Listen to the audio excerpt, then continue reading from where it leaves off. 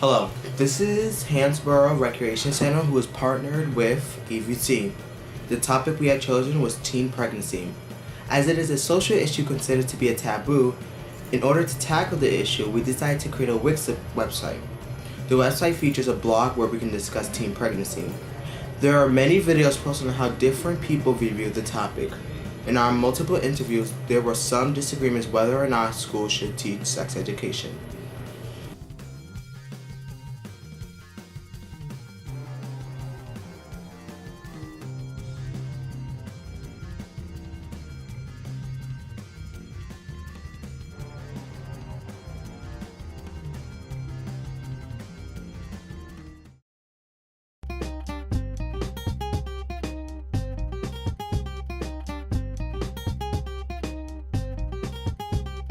My peers, my friends, and older people on the block, they always told me to strap up, but being that I listen to rap and stuff, I kind of went with the belief that if you don't use a condom, then you're in love. Well, I think if you look around today in our culture, you find that there are very many powerful forces that influence young people in ways that aren't healthy for them or helpful for them. So, for example, in the printed media, there are all sorts of stories in newspapers and magazines that encourage early sexual contact. I feel sex education is very important because if I would have had that knowledge when I was younger about condom use and birth control, then possibly. Why do you think parents wouldn't want their kids learning about sex, drugs, and alcohol?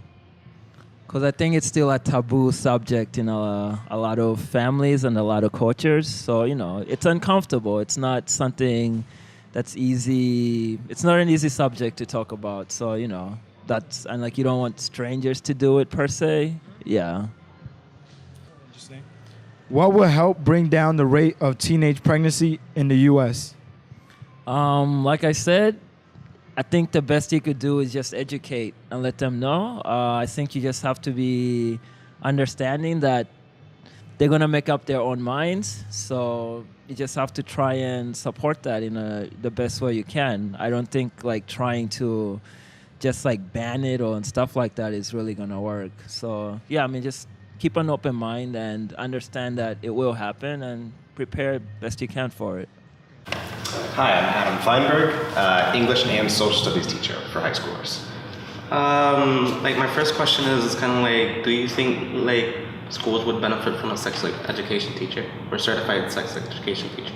Yeah, schools would not only benefit from sex ed teachers, it's part of the health curriculum that students have to take, but they only have to take it for a half year, for a semester-long course. So I think that students would definitely benefit from even more of that. If schools didn't have certified sex education teachers, would you think that it would benefit them or harm them?